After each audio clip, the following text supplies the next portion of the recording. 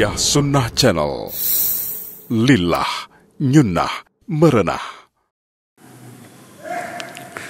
Ustaz, bagaimana dengan para ustaz yang mengingkari istiwanya Allah di atas aras dengan dalil Allah itu tidak bertempat, atau mengganti mana istiwa dengan istaula? Apakah mereka menjadi kufur karena mengingkari istiwanya di atas aras?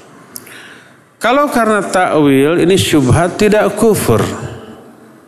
Makanya para ulama tidak mengkafirkan kalangan Asy'ariyah dan Mu'tazilah dan kelompok lain yang mentakwil ayat-ayat tentang asma dan sifat Allah.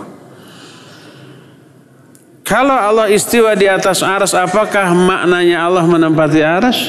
Tidak, kita sudah terangkan ya. Tidak berarti menempati arsy. Seperti awan itu berada di atas bumi. Apakah awan itu menempati bumi? Tidak. Lampu itu tergantung di atas lantai. Apakah lampu itu menempati lantai? Sama sekali tidak. Kenapa? Kalau sesuatu yang berada di atas yang lain difahami menempati. Kan tidak selalu. Akal mana yang memahami kayak gitu? Allah istiwa di atas aras. Apakah menempati aras? Enggak. Apakah butuh aras? Enggak. Allah itu ba'inun min khalqi. Allah itu terpisah dari makhluknya. Tidak nempel di aras. Tidak menempati aras. Tidak membutuhkan aras. Hanya menjelaskan keberadaan Allah di atas aras.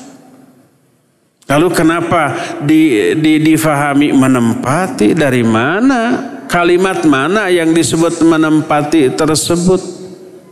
Atap itu berada di atas kepala kita. Apakah atap itu nempel di atas kepala di kepala kita, menempati kepala kita? Tidak atuhnya. Apakah atap itu membutuhkan kepala kita? Kalau kepala kita nggak ada, dia runtuh? Tidak ya. Lalu kenapa kalau umpamanya Allah di atas arsy difahami menempati arsy, butuh arsy? Dari mana itu? Logika mana yang dipakai? Wajib kita meyakini Allah di atas arsy, tidak menempati arsy, tidak menempel di arsy, tidak membutuhkan arsy. Allah itu ghaniyun 'anil alamin. Kalau istiwanya Allah di atas arsy karena dianggap serupa dengan makhluk, kenapa Allah Maha melihat, Allah Maha mendengar tidak diingkari? Karena makhluk mendengar dan melihat tidak mendengar dan melihat. Kalau sama dong dengan makhluk, kenapa tidak diingkari itu? Karena mengingkarinya menyebabkan dia terjerumus ke dalam pemahaman yang lebih buruk. Kalau begitu Allah tidak melihat. Lalu apakah Allah buta? Apakah kalau buta itu tidak menyerupai makhluk? Ada nggak makhluk yang buta? Banyak. Lebih buruk daripada yang melihat. Wajib diyakini Allah melihat, Allah mendengar, tapi laisa kamitslihi syai'un.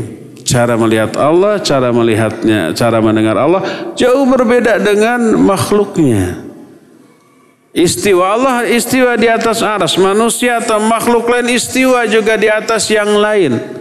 Allah menyatakan kazar'in akhraja syat'ahu fa'azarahu fastaghlada fastawa ala suqih.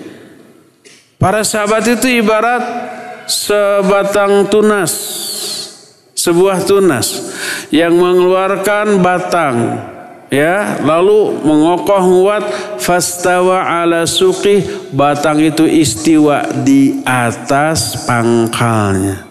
Batang pohon istiwa tegak. Allah istiwa di atas arsy.